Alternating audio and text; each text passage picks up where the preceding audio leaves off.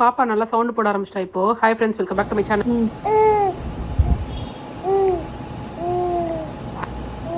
நைட்டே என்ன மெனுன்னு சொல்லிட்டான், சப்பாத்தி ஜாம் வேணுன்ட்டு. யாரோ உங்கள் ஃப்ரெண்ட் எடுத்துன்னு வந்திருப்பாங்க போல ஸ்கூலில், அதை பார்த்து தான் சொன்னான். பசங்க ஹஸ்பண்ட் எல்லாரையும் அனுப்பிச்சதுக்கப்புறமா டிஃபன் சாப்பிட உட்காந்துட்டேன். எனக்கு சட்னிலாம் நல்லா தாராளமாக தொட்டு சாப்பிட தான் பிடிக்கும். கடைசியாக கொஞ்சம் சட்னி இருந்துச்சு, அதையும் வேஸ்ட் பண்ண வேணான்னு சாப்பிட்டேன். சாப்பிட்டதுக்கப்புறம் தான் கொஞ்சம் எனர்ஜியாக வருது. பசங்கள்லாம் ஸ்கூலுக்கு போயிட்டதுக்கப்புறமா வீடே கொஞ்சம் கலைஞ்சி போய் தான் இருக்குது. அதனால பூலாம் வாங்கி வச்சுட்டு வீடு க்ளீன் பண்ணிடலாம் அப்படின்னு நினச்சி வீடு க்ளீன் பண்ண ஆரம்பிச்சிட்டேன். ஸோ வீட்டுக்கு பெருக்கலான்னு தொடப்ப எடுக்க போனால் நம்ம க்ரோ பாய்ஸ்லாம் அங்கே இருக்கிற தென்னந்தொடப்பத்தை பிச்சு வீடு கட்டுற எடுத்துட்டு போயிருந்தானுங்க. வீடெல்லாம் க்ளீன் பண்ணிட்டு பப்பு குட்டியும் குளிக்க வச்சாச்சு. பப்பு குட்டி ரெடி ஆகிட்டு நான் சிரிச்சுனே இருந்துச்சு. இவ்வளோ சிரிச்சுன்னு இருக்கிறத பார்க்குறதே எனக்கு நாள் போயிடுது. இப்போலாம் பப்பு கொஞ்சம் விளையாடிட்டு அப்படியே தூங்கிடுச்சு. தூங்கினதுக்கப்புறமா வந்து சாமி கும்பிட ஆரம்பிச்சிட்டேன். ஸ்கூலுக்கு போயிட்டு பசங்களும் வந்தானுங்க. இன்றைக்கி தான் வந்து டப்பா ஃபுல் காலியாக வந்திருக்கு.